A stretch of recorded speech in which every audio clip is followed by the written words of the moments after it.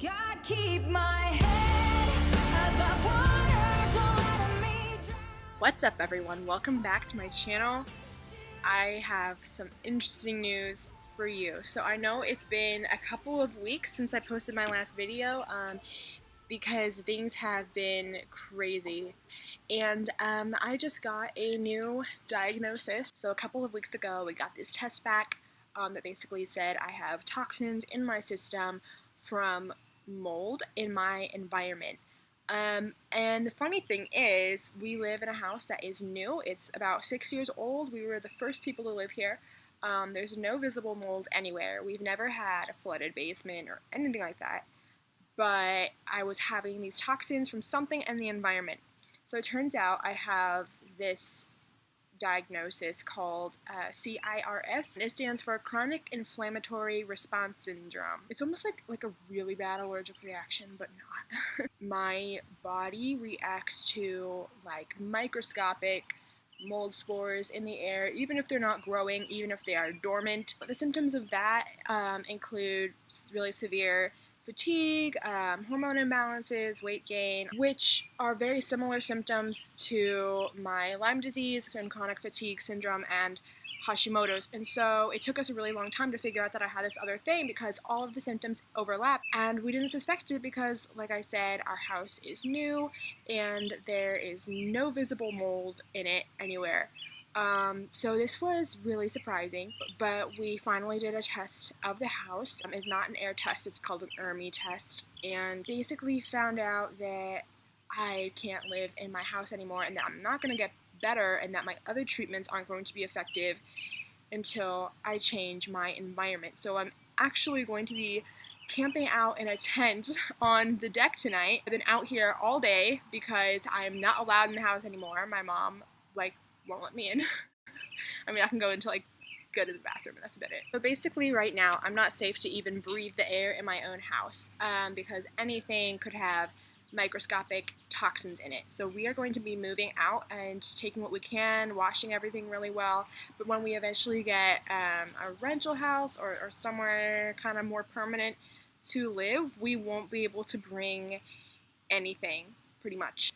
Like, anything could be contaminated and could recontaminate the new clean space. Unfortunately, a lot of people don't realize with new houses, if they leave the foundation open or if they leave the lumber out in the rain, the whole house can be contaminated, which for most people is fine. It's not that big of a deal. It's not visible, and it's not enough mold for people to actually have a reaction to, unless you are chronically ill like myself and you have the genetic predisposition and this chronic inflammatory response syndrome.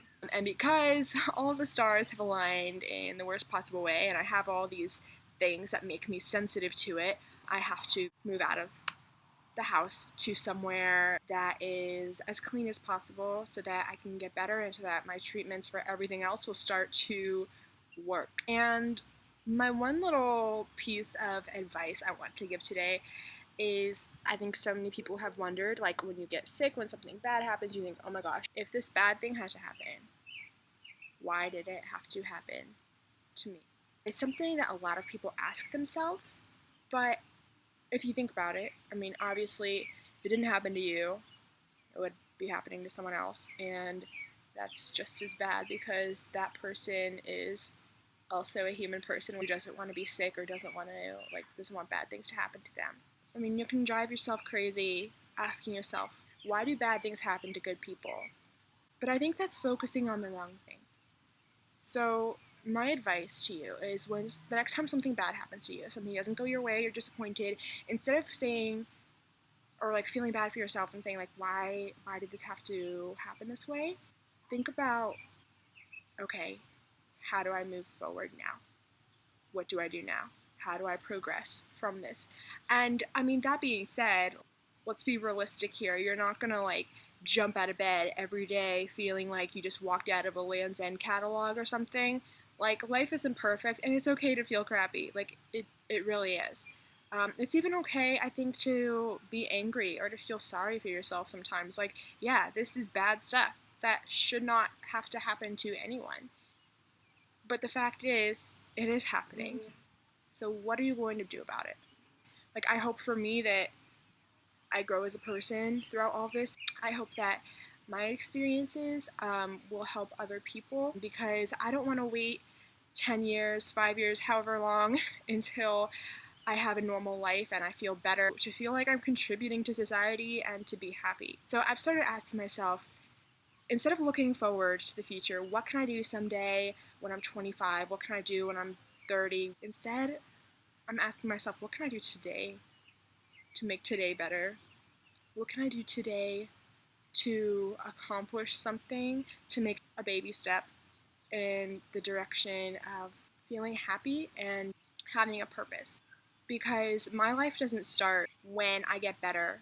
My life doesn't start someday down the road when I'm healthy. This is time right now that I'm not going to get back.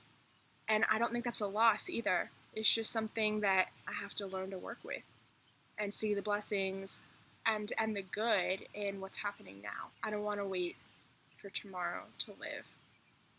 I want to find a way to live today. And that might look different for me than it does for other people, but that's okay.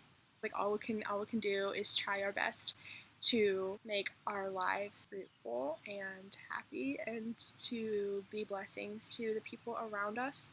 How can you make the world a better place today? How can you find joy today or bring joy to someone else? Comment below if you feel the need, I don't know. And I will talk to you guys later when things have hopefully calmed down a little bit. Yeah, bye. Keep my head